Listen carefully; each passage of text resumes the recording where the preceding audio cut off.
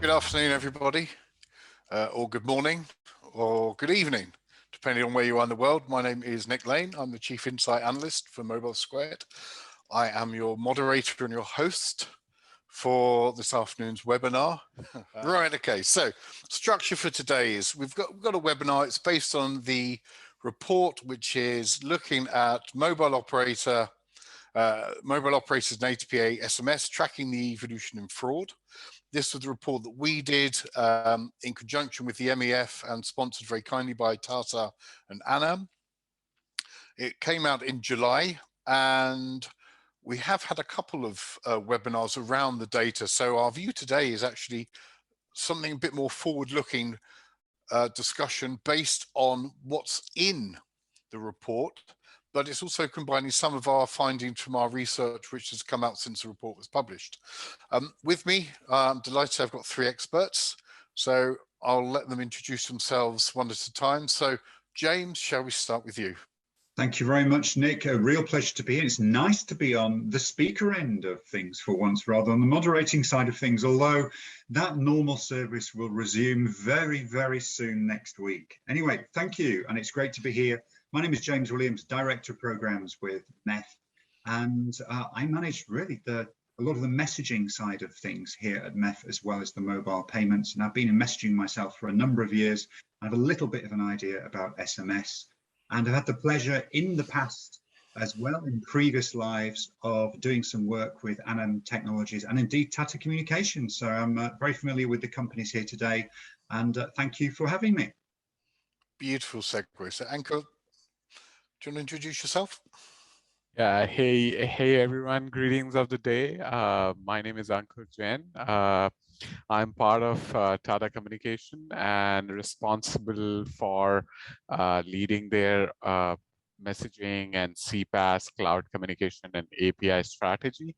I've been in this field for closing in on around 2 decades now. So good to talk to some of the industry experts, and obviously we had partnered with Anam for the SMS firewall, and we are very active and with the MEF initiatives as well.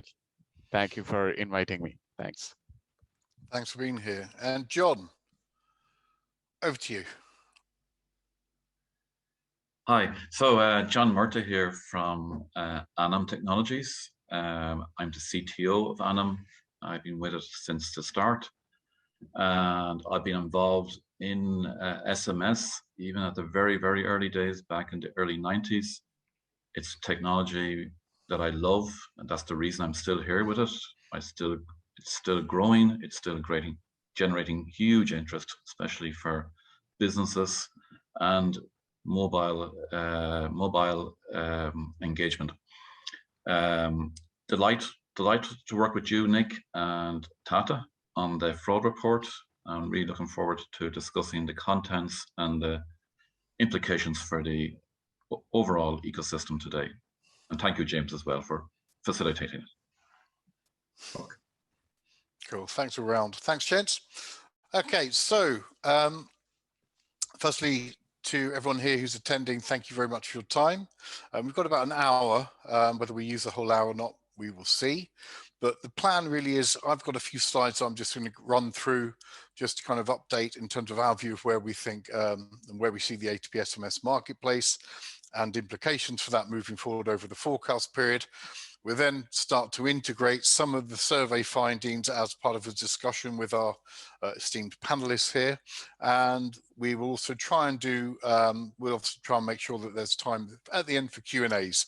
So if you can use the chat or the Q&A button at the bottom of the Zoom box to put your questions to us, please do that throughout, and then we'll try and address them at the end. So with making sure I click the right buttons. Here we go. I hope you can all see that. Okay, so firstly, again, thanks sponsors Anam and Tata. Crikey, it's been a while since I've done a presentation. There we go. Right, so the report is available to download for free from the MEF website.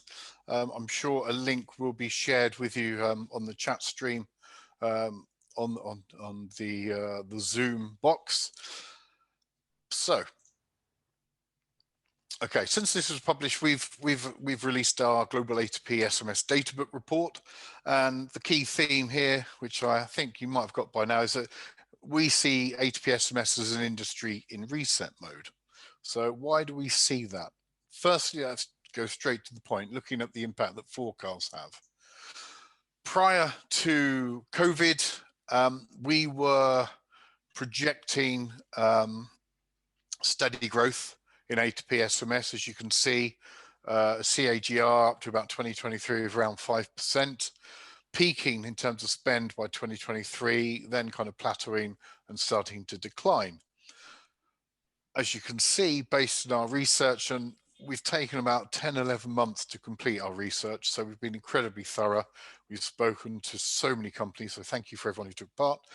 But as you can see now, we now expect a CAGR up to 2025 of 10%. So we're seeing some really strong growth in terms of brand spend, business spend on A2P SMS. That's both existing companies using the channel, but also a lot of new businesses coming in as a way of interacting with customers and potential customers.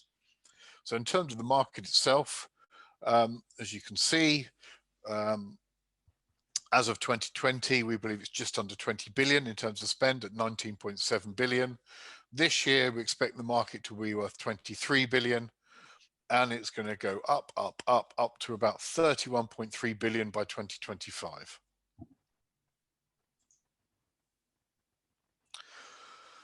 Just to give you another big figure, cumulative spend by brands, businesses over that period comes to $155.74 billion. So if we to average that out across the 6 years that we're covering in the forecast period, by every mobile operator per year, they will average revenue of around $35.6 million. That's pretty encouraging, I think, in terms of where we are. Again, looking at what does this mean for Grey? So we can see here, based on our traffic and our projections, that we think Grey actually peaked in 2020, accounting for just over 21% of traffic. 31% of traffic, apologies, and we expect that to decline over the forecast period to about 20% of total traffic by 2025. The thing to remember, though, is that the market is still growing at a significant rate. So the fact that we're starting to see Grey reduce as a percentage of total traffic really is down to a lot more operators obviously investing in SMS firewalls, trying to protect their network, which is obviously why we're here.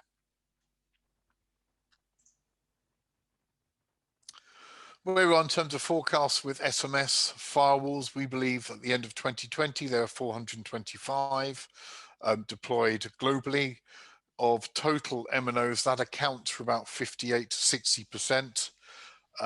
But that's every MNO. We don't expect every MNO to actually deploy a firewall, because obviously some are just far too small. So of the base that are likely to actually invest and deploy, we're at about 66% of total MNOs to date.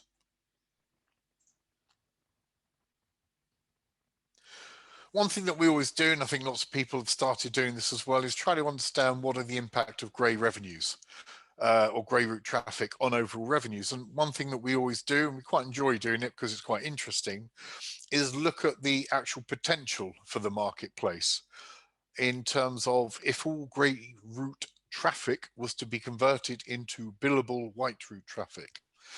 What that actually means is that, for example, in 2020, the market would have been worth around about $25 billion, and it would be worth about $35.5 billion by 2025. So whereas without including Grey as is, the market, the cumulative spend was 155 billion, it would be worth $181.4 billion. So again, it's quite a big difference. So in actual fact, if you look at in terms of pure lost A2P SMS revenues over the 2020 to 2025 period, that comes in at just under $50 billion.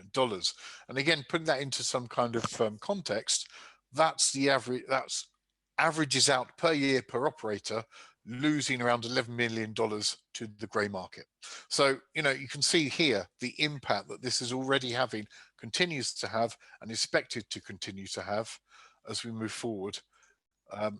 And as the A2P SMS market grows further.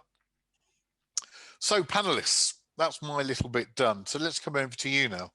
So the first question, as everyone can read, is A2P spend was expected to plateau around 22, 23 and then decline. Now we're seeing strong growth throughout this period. So what does that reveal to you guys about the A2P SMS and the overall business messaging marketplace in general? So John, let's start with you. Yeah, look, growth always feeds growth. So it's like a snowball. So the market, people are seeing the value, and the value is growing across the entire ecosystem. And that growth in the market for SMS is fueling other industries to participate in this market. As you said, the compound rate is now growing at 10%. We actually can see it more. So as we secure networks, we see that the market, the overall traffic does attract new use cases to use A2P SMS, and that is in itself, it's a snowball effect. Growth feeds growth. Okay, Ankur. Sorry. I'll agree to John, and one of the things which we are experiencing in the market is the impact of COVID-19, still going on. Basically, it was believed that somewhere it will subside as well, but the digital transformation is now, I would say, whiplash effect, which is going on in the enterprises, wherein the uniqueness of SMS as a trusted mode of communication has been established, number one. Number two, there have been number of use cases which has been now looking at very creative use cases in every stage of business, starting from attraction of a customer, acquisition of a customer, servicing of a customer, even deal closures are getting based on SMS. And obviously, everything going digital, the human to X, H to X communication, in H to X communication, SMS is playing a huge role now. So I would say that A2P SMS spend, especially fueled up by the digital transformation, is not going to subside, not going to plateau, but rise a little bit, not to crazy 45-degree angles, but it will continue to keep on the rise. Okay, thank you. James? Nick, you always make it hard putting me at the end, because Ankur hit it. I was going to obviously mention COVID-19. I was going to mention digital transformation, but let's just frame it like this. I've just come off the back onto this session from recording a session for the Global Carrier Billing Summit. And we were talking about carrier billing, but I didn't mention the SMS word. The operators, the content providers mentioned SMS. And if I roll back to May, we had a 3-day, we being MEF, we had a 3-day digital transformation event. The first day was personal data and identity. Day 2 was about mobile payments. And day 3 was looking at the whole area of conversational commerce, basically messaging. And what I really saw is all 3 are rolling into one. So this is real digital transformation. So the more people use mobile payments, the more SMS are naturally being created. It's just that this evolution was always taking place and it was always on the cards, but events of the past 16 to 18 months have accelerated it. And for me, this is the key thing. So COVID-19 has accelerated a process that was happening, albeit more slowly. So personally, I always saw SMS as growing strongly, because you look around the world, doesn't matter what type of handset you have, as long as it's SMS capable, and you've got 5 billion people around the world with those, you're good to go with SMS. And that is powerful. Okay, so based on that comment, and I know we're going slightly off our agenda here, but I mean, you're saying in terms of messaging accelerated the growth of SMS, but lots of companies, not us, were saying that A2P SMS was going to die. So I mean, in that respect, is that why everyone's kind of like, it's just SMS because at some point it's going to die, or is it a case now that it's kind of actually it's growing, we can start using it, and therefore, is there now a much more positive feel and vibe around the channel?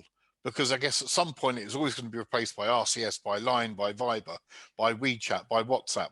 That's not the case at the moment. These are channels that are becoming supplementary to the bedrock that is SMS. Is that aimed at me? Or I don't know. To me, Be any of you. Nick, SMS is like the road infrastructure. It's been built out. It's there, so it's getting traffic on it, and that traffic is growing all the time because that infrastructure is in place. It goes. It reaches every potential point all over the world. So, now we're just putting traffic on those roads, and it's just like SMS traffic is there. There's so many use cases. There's so many companies offering easy to use APIs, easy to use platforms for businesses. Businesses, as they digitally engage, they don't care whether it's SMS or WhatsApp or Viber. They just want to engage with the end user in a fairly simple way, or maybe in a conversation. Absolutely, I get that. But I mean, from, let's say, the operator's perspective, I guess they were expecting to, they've probably written off their investment in the hardware around messaging, or certainly anything to do with SMS. And now all of a sudden they've got this growth. They're going to start thinking, well, hang on, what are we going to have to do with this now? Are we going to start to see kind of IP SMS growing? Is that likely what we can see happening? Or are mobile operators going to have to start thinking about investing back into SMS? Hold that thought for 1 minute. So that ties nicely into the first area that we're going to explore in terms of the survey findings. So we asked, it's about just under 70 mobile operators, which of these measures do you use to help protect against SMS messaging fraud? As you can see here, if I just highlight that, it's 72.7% said that they use a firewall, 45.45% said they use a signaling firewall. Well, that's fairly high. In terms of other areas, just under 47% have APIs, 50% improved know your customer process, and 44% pen testing. So in terms of the actual SMS firewall, 73%, that's not too far away in terms of where we are, in terms of where we believe the number of firewalls have been deployed. But then just looking forward in terms of companies, operators' expectations based on those operators that haven't deployed an SMS firewall, what are their plans for the next 12 months? And obviously, this is taking place during 2021. A quarter of them expect to invest in an SMS firewall. So coming back to the previous point in terms of, do mobile operators need to change their potential investment around SMS? And indeed, what are they going to start doing in terms of their investment around SMS firewall? Are these going to likely change because of what we're now seeing in the market? Anyone can answer that one. Well, John, should we start with you? Yeah, obviously, you said the grey market is still quite significant. You've put some nice numbers on the losses. There's two things that's driving SMS firewalls for operators. One is that potential to get basically money for very low cost. They do have the infrastructure in SMS delivery. That infrastructure does exist. It's existed for many years. So the only investment, if they don't have firewalls, is to invest in it. SMS firewall is the base component of how you can monetize or recover that grey traffic. All the other things you mentioned there about identity tools, APIs, signaling firewalls, they're additional components that are absolutely necessary to in terms of monetizing. And they should all a number of those can be selected or not.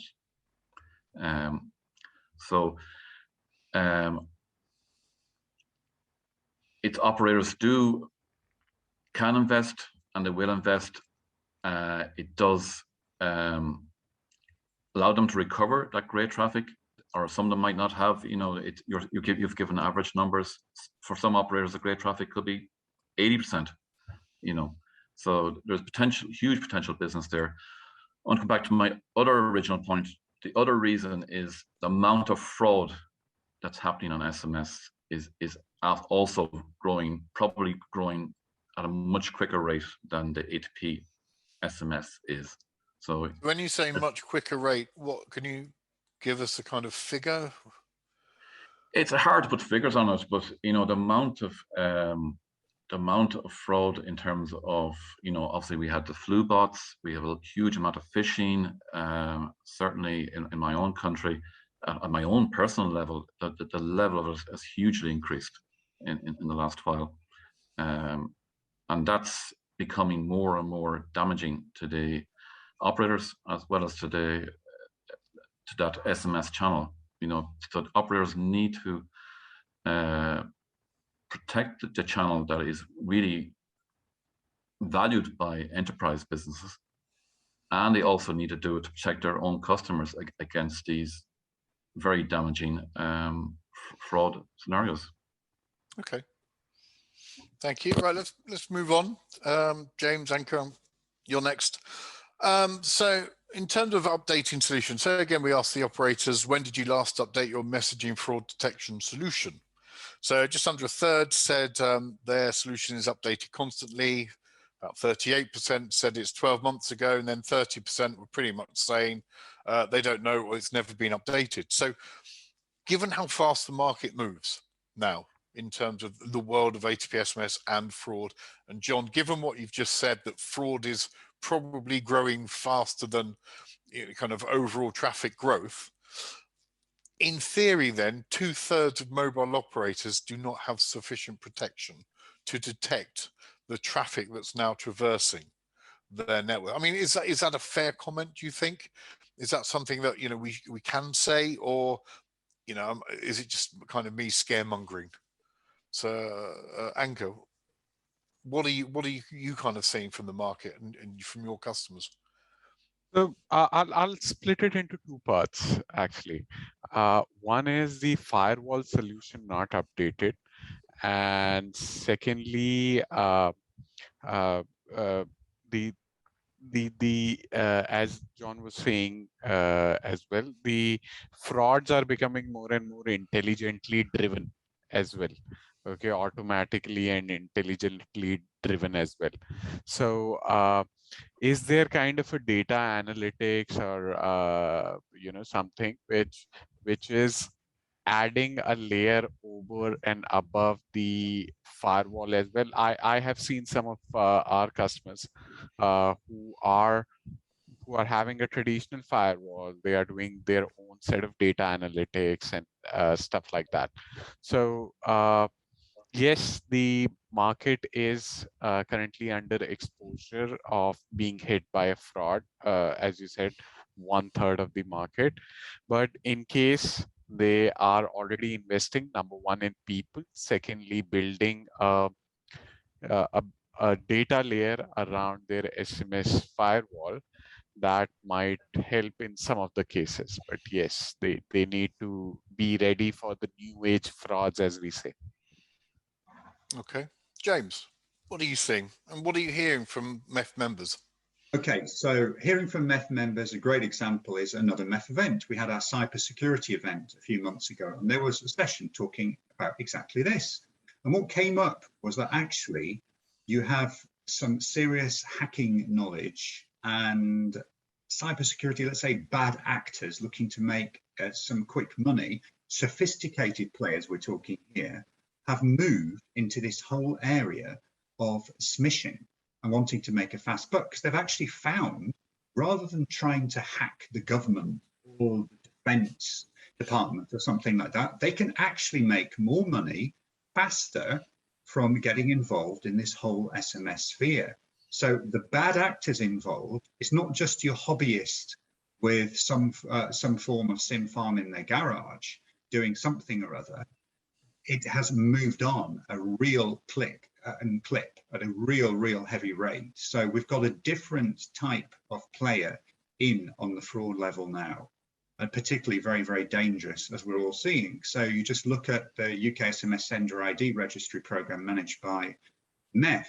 That is the tip of the spear in terms of managing the SMS sender IDs, but then comes mobile operators. And please, let's not forget, we're talking about firewalls, and of course the research was looking at mobile operators, but ultimately all of you messaging companies out there, you need to have a firewall as well, because you need to know what traffic is traversing your network from downstream or indeed upstream if it's going the other way. So this research you've got here showing that only basically less than a third are saying their solution is constantly updated, it's quite depressing, because the reality is, unless you are on top of the issue on a daily basis, updating the rules on your firewall, very simply, by the simple fact of having a firewall, from having a managed service, that does nothing. You need to ensure that rule set is managed on practically a daily basis, if not more. So those findings look very accurate to me. Okay, interesting. I mean, I think we've kind of. Yeah, Sorry, John. I think the other important thing from an update point of view is absolutely essential. You cannot stand statically here. So updates, can leverage. If you're getting your updates from certain providers and using the global knowledge, because all these fraud campaigns, they're happening elsewhere in the world. So getting your updates, which involves data, to reflecting fraud in other countries is really important. So don't learn it yourself. Use a provider who can give you those updates, quality updates. Okay, so I mean, based on that, then, I mean, it shows that there clearly needs a change in mobile operator mindset to really understand, the fact that 2/3 of operators clearly aren't using their firewall properly or effectively. And that's damaging. That's got to be really damaging for the industry. So again, I guess from an industry perspective, whether it's MEF, whether it's the likes of Anam or whoever, surely it's got to be really active, more active, maybe, to kind of encourage operators to really become more switched on about the effects that grey route traffic fraud in particular is having on their business and ultimately on their customers, because I guess that's why more and more operators now looking at SS7 and signaling firewalls as well.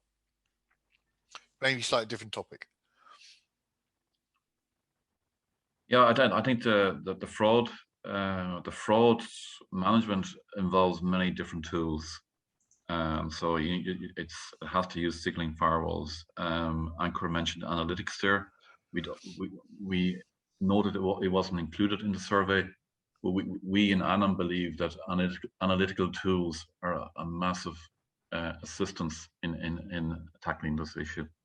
It was in the survey, and I think data and analytics is now top. It's just not in here, but it is in the report. So when people download the report, if they haven't already, can see. So, I mean, you guys have mentioned, you've touched on whether it's managed in-house or whether it's outsourced to a specialist service provider. But again, these are the results from this year. So as you can see, 42.5% of operators said that they use a managed in-house. 27.5% use a blend of in-house and outsourced, and 25% use an outsourced specialist. Now, what I want to do is just compare these to the findings from 2 years ago when we did a similar survey. And what you can see that there's a shift in terms of operators that have gone from managed in-house from 31% to 42.5%, and the operators that are blend, use a blend, have dropped from 44% down to 27.5%.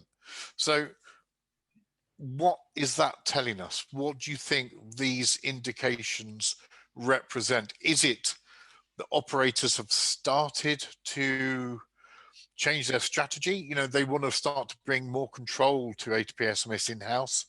And is that a good thing? Is that a bad thing?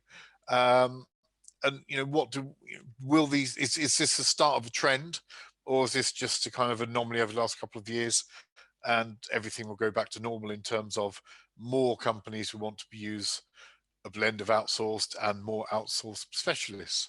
John, I'm not going to ask you that because it's pretty obvious what you're going to say. James, let's get your view. It's definitely commercially modelly. It's a new one. Commercial model driven. Let's put it this way. So, myself, in my previous life, I've helped a number of mobile operators on this journey, beginning to end. So I've seen the whole process from beginning to end. So first of all, it's all about education, showing them, hang on a second, you're leaving so much money on the table. All this content is being delivered to your subscribers and you're not getting your rightful piece of the pie. So then the light bulb tends to go on. The light bulb goes on and they come to that realization. At that point, then it goes to strategy. Who do you want to go with? Do you want to go with one company that can do the whole shebang, so acts as an aggregator, brings in the firewall, can manage it, can do everything for you, you outsource everything? Or the other end, the other extreme, there are 2 or 3 areas in the middle which are right here. Do you want to do it all yourself? Now, starting off, a mobile operator really doesn't understand, if they've never monetized their A2P SMS before, haven't really got a handle on all this at all, they don't tend to understand the scale of the opportunity, because what we've got to remember with A2P SMS heading to an operator's subscribers, apart from a bit of extra signaling overhead, it's pure margin. It's 99.9% margin, because Nick, as you mentioned, the SMSC infrastructure is a sunk cost. I remember working for an SMSC manufacturer back in the late 90s. And when we were deploying them like sweets from a sweet shop, because the mobile operators were really getting into it, the return on investment wasn't even a case of months. In some instances, it was weeks. So that cost for the SMSC has been sunk ages ago. They need support people anyway, because don't forget, you've got the person-to-person side of things, which absolutely has to be there and is a given for mobile operators. The problem comes when they start to see this huge amount of revenue coming in and they're thinking, do you know what, we can do it ourselves. Rather than giving a percentage away to somebody, we can manage it ourselves. But this is the real issue. P2P, person-to-person SMS, and A2P SMS is a totally different beast. And unless you've been super close to each and really understand both, you don't understand that. And for me, that's the key thing. So mobile operators are really seeing this from a financial perspective, in my opinion. But actually, you need to look deeper. And if you totally secure things, if you have an expert company whose 100% essence of very being is this area, then actually you're going to be able to accelerate the growth of that A2P business into you, from my perspective, in my opinion, much faster. I mean, we were told during our research, our 10 months or so of research, this cropped up quite a few times, that part of the problem in terms of the increase in fraudulent traffic and grey route traffic was a lot of the operators were starting to manage their firewalls in-house, and they don't really have the experience, but also they don't have the data and the analytics coming from an outsourced specialist provider who can obviously then aggregate a lot of data from lots of their clients, lots of their operators, and say, this is a trend that's happening. You have to be, mindful of this. So, I mean, Ankur, it comes back to what you were saying earlier in terms of the role that data and analytics is playing. So, I mean, it shows that, this is maybe a collective movement that should be happening here to really kind of protect the A2P SMS marketplace from growing fraud. Absolutely, and to add to that point, uh, there is a very small, I would say, manpower resource who can actually do it. Okay, as James was saying, A2P and P2P are two different things. If we are talking about A2P, actually there are very less people who can, be trusted in doing and developing this in-house. Okay, so manpower is less, and then intelligence is building on the fraud side as well, those who are conducting these frauds. Secondly, the kind of people are now changing as well for people who want to deploy it in-house. Now you need more predictive analytics. It is not, it is not about checking the fraud. It is automated discovery and defenses, and you need to do machine learning and artificial intelligence in terms of tracking entity reputation and things like that. So there are different type of people required, which were required, which may not have that skill, and you have to fetch that skill. So I would say, yes, it's good to have an aspiration to do it in-house, but you need to be quite honed into, actually do it for a sustainable period of time. So John, just on that, I mean, the conversations that you're having with clients, with operators, are they changing? Are more operators coming to you, wanting to know about how they can make their firewall more effective, or even, more operators actually looking to invest in a firewall this year?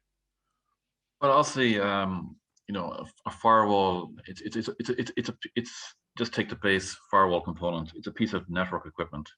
So it's not something that you just put in and out. So I tried to understand this point on your survey, and about operators wanting to manage the equipment themselves. We certainly do see that. Some operators, certainly in certain regions, Western Europe, for example, want to manage this piece of equipment themselves because it's the standard. All pieces of network equipment are managed in-house. So that's kind of a natural thing. What we are seeing is, potentially emerging is a hybrid model, where maybe the firewall is managed by the operator, but he's using a provider that is providing the services around analytics, penetration testing, mobile identity, even the CPaaS providers, all those services are using.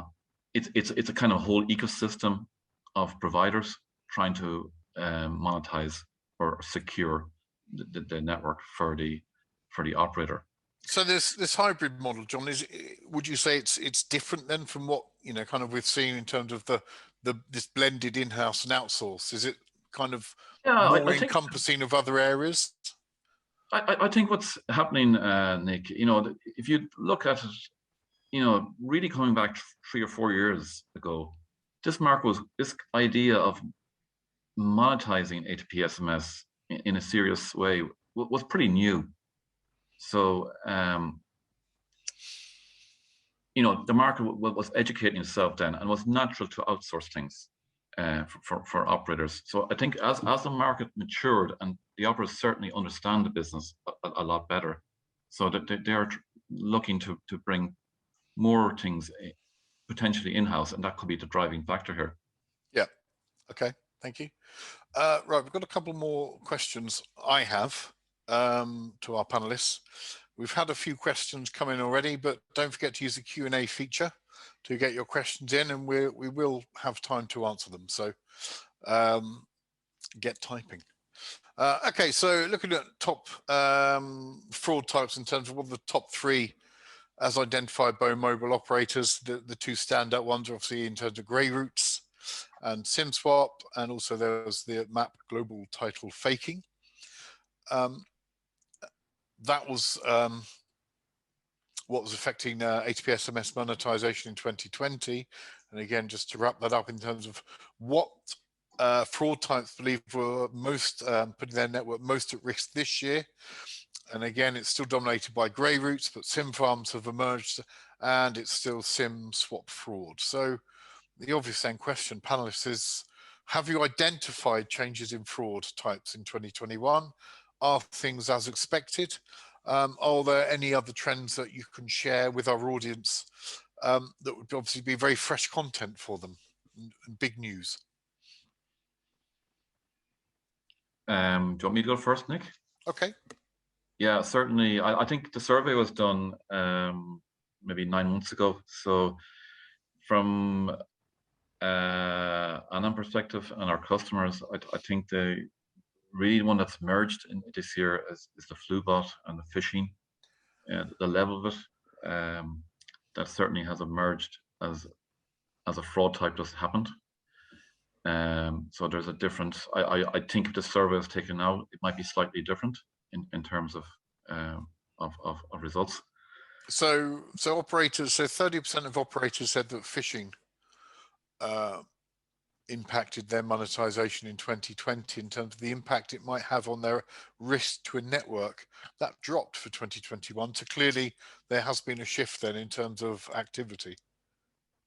Yeah, that's what I find somewhat puzzling. But I do know from our engagement, this is a really hot topic. Okay, Ankur. The other thing I want to mention is no, let Ankur go.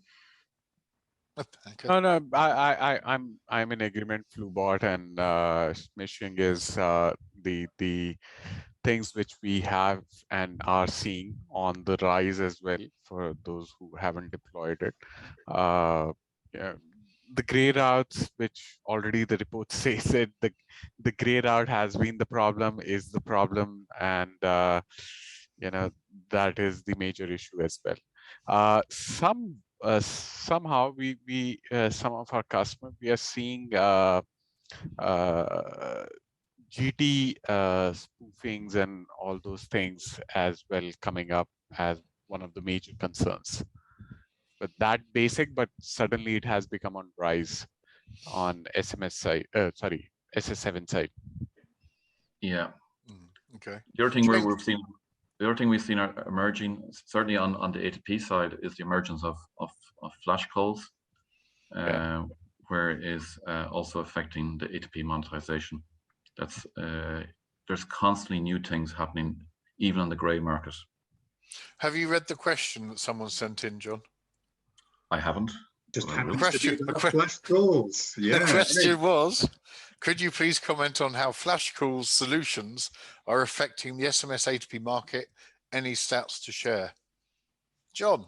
I'm not sure what the word solution means. I'll explain how it's affecting the market. So a flash call is a way of delivering the huge use case certainly in international A2P SMS is the delivery of one-time passwords for the OTT companies like Google, Facebook, WhatsApp, etc. So there's an alternative method to deliver that, which is using basically like a missed call. So deliver that over a missed call to the device that's trying to sign up, and a PIN is delivered in the CLI of that missed call. And some of the apps are beginning to use this. But the problem with flash call is it represents a zero revenue to the mobile operator. There's no revenue on terminating the missed call. So that's how it's affecting the SMS A2P market. Okay. I don't have any stats to share. It's difficult. It's No, quite nor do we. new. So, yeah. Okay, let's crack on. Nearly there. We obviously asked, what is the approximate percentage of SMS messaging revenue lost to fraud? Typically, 75% of operators said between 6 to 10%. Small percent said up to 20%. Just 3% said that. I guess the obvious question is, in fact, I'm going to wrap this up with the next slide as well, in terms of acceptability. So, the survey also asked, was an acceptable level of fraud as a percentage of your total A2P traffic, in terms of what is an acceptable level of that of traffic, total traffic can be based on fraud. And do you accept that there will always be a level of fraudulent A2P SMS traffic, even when you've deployed a fraud detection solution? So I guess the question to all three of you is, what is acceptable? What is realistic? Should operators be striving for 100% white traffic? Is that realistic? So, James, you've been quiet. No, I've been quiet and wanting to let our sponsors have the floor and have time. But first of all, on the face of it, when I first saw this figure, I thought, what? This is ridiculous. How can you have an acceptable level of traffic? But actually, the reality is, you've got to face up to the fact that there is no one solution out there, whether it's a firewall, whether it's a sender ID registry, whether it's anything else. There is no one solution in isolation that will fix this issue. All of them need to come together. The whole ecosystem and stakeholders need to come together to eradicate this. And it's really, really not an easy problem to eradicate.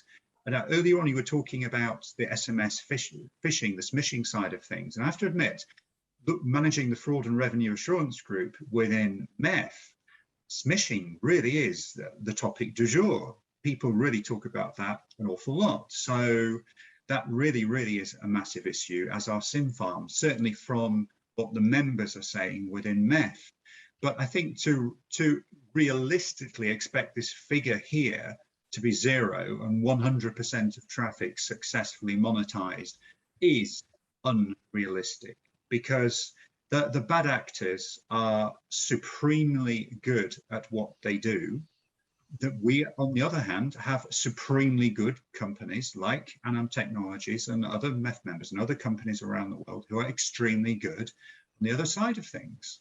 So there will be this battle going on, and it's only a battle because it's something to fight over. There are over 2 trillion SMS transactions a year, and this market is just going to grow and grow.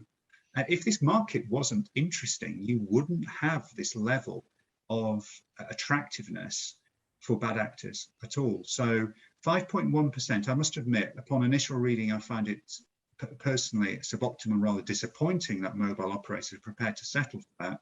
But then again, it's unrealistic for this to be 0, in my opinion. But I think it also comes back down to something, John, that you raised when we were kind of setting up the survey and discussing the results, in terms of the 5% of traffic's acceptable. If it's from SIM farm and it's genuine marketing traffic, that it's pushing pizza or something, that's fair enough. But the trouble is, it could be something incredibly dangerous. Yeah, I know we discussed this point, Nick. 5%, maybe. I wouldn't. I think it's too high. It maybe is acceptable for something that's revenue fraud or A2P leakage, because there's no, the damage is the loss of revenue for all participants, by the way, not only the mobile operator. It's certainly very damaging if it's 5% of traffic is damaging subscribers. That is not acceptable level, even if it probably is that at this level now. So we as an industry, are certainly from Anam point of view, we attempt to bring this down as much as possible. Again, it's like a road infrastructure. I don't want 5% of the roads not operating. You've got to be near a 9.9 type figure. Okay, thank you. And Ankur, how do you change mobile operator mindsets in terms of what's acceptable, but also kind of everything that we've discussed? The world is changing. Messaging, A2P SMS is growing. It's not shrinking. It's getting stronger and stronger. So how do we get that message across to mobile operators? What do you do? What do you personally do? Basically, it goes along the which is the comment I started with. Show them. I try to show them the unique business cases or the use cases which are available in the market right now, starting from powering up an IoT device, customer experience, human to anything, communications. So it is beyond now a simply to and fro chat engine. It has become a conversation engine.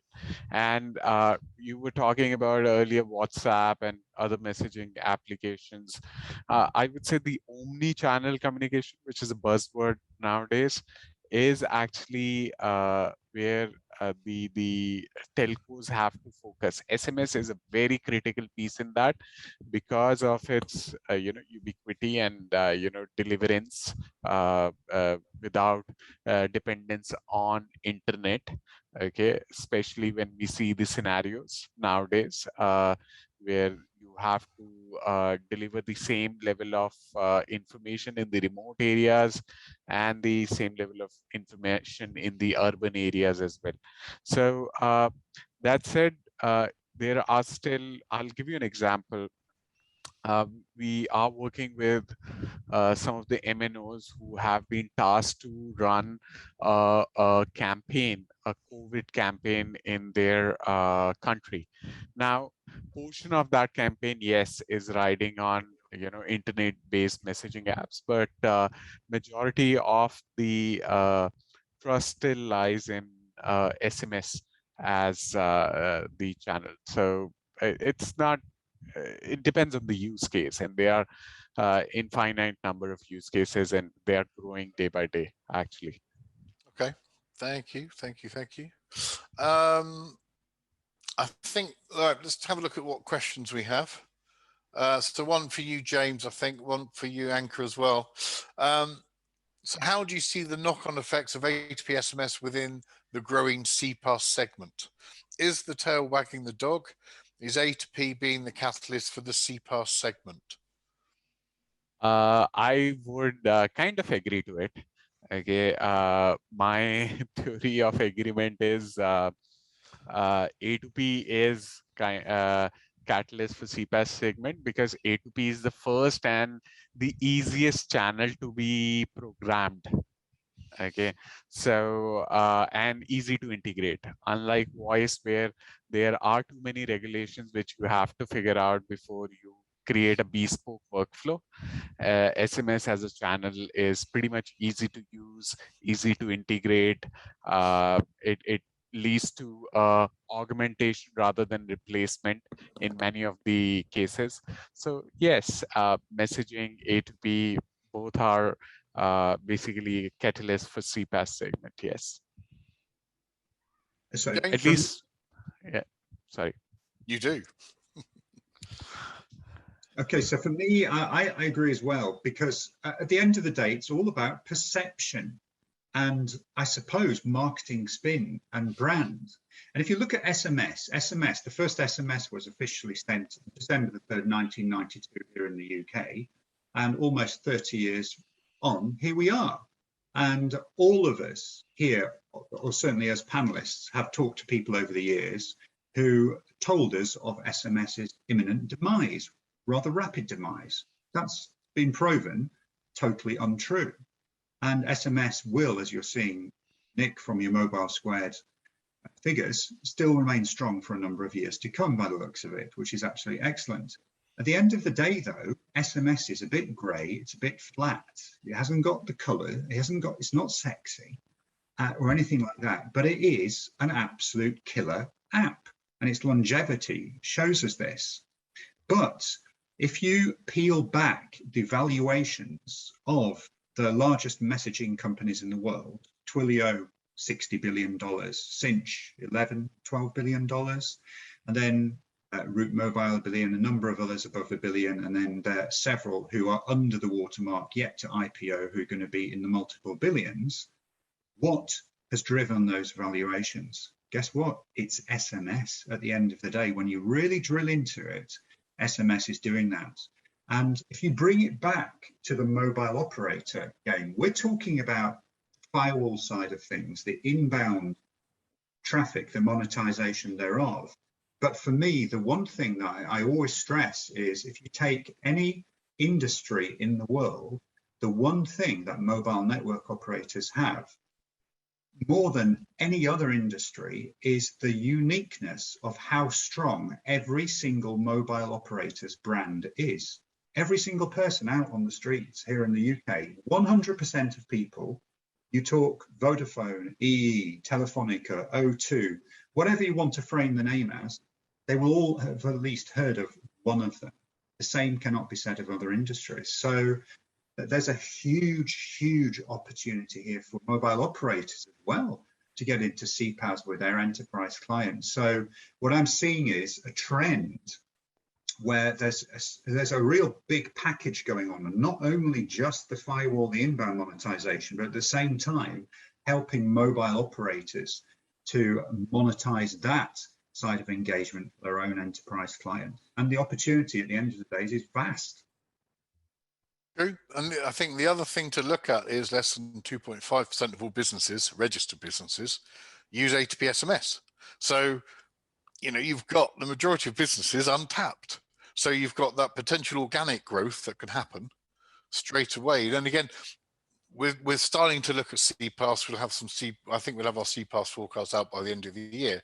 But what we're seeing from the initial research that we've done to date shows that potentially CPaaS itself will help to unlock a lot of businesses using SMS that don't use SMS. So again, it's going to work in unison in terms of this organic growth of A2P SMS, also being the platform upon which all rich messaging will grow, and CPaaS will obviously flourish, but CPaaS itself will help reach SMS to companies that don't use it.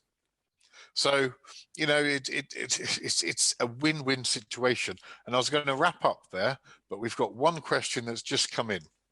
So it says, there seems to be a lot of focus on networks, what they need to do in respect of firewalls. What about the role of aggregators in the ecosystem? Some of the worst smishing attacks originate from this channel under genuine sender IDs. Some of these providers have no firewalls and only basic protection. What is being done to influence them? John, you've had a few minutes off. Actually, I was trying to get this point earlier on because we're really kind of focusing on mobile operators. You know, that mobile operators need to fix, you know, the security issues, but it's the entire ecosystem. I really want to make that point earlier. Everybody is responsible in the value chain for fixing these issues, especially around the fraud. I definitely know some of the CPaaS providers do take it very seriously, and you know there is smishing, phishing coming down what's known as the white route. We have seen it in some of our MNO customer sites. So that obligation, or let's say it's our motivation to secure the entire channel has to be on all participants in it, and that's why I think the MEF is a good entity to promote that. You know, it represents the whole ecosystem. You know, not just the MNO. It's a definitely responsibility of everybody. Excellent. Okay, on that point, I shall wrap this up. So, gentlemen, thank you very much for your time. We've filled the hour. We've had some questions. Hopefully we've answered everyone's questions. If you still have questions, then please drop any of us an email. I'm pretty sure you can find our emails very easily. If you haven't downloaded the report just yet, You can download that from the MEF website. The reason I didn't come onto this slide earlier is because I did the flashing thing. Seemed like a good idea at the time. It's actually very annoying. So I shall remove that. Anyway, thank you everyone so much for your time. I hope you found it interesting. Hope it's given you some insight into the thinking around what should be done with around protecting the messaging network from fraud. Aggregators, sounds like you need to start investing in firewalls as well. So with that, thank you very much for your time. Really appreciate that. Thank you. Obviously, thanks to our sponsors, Anam and Tata. Thanks to MEF. Thanks to all three of you for your time. Thank you for you. Thank you to me. Good night. Bye, everyone. Thanks, everyone. Have a great day. Bye. Bye.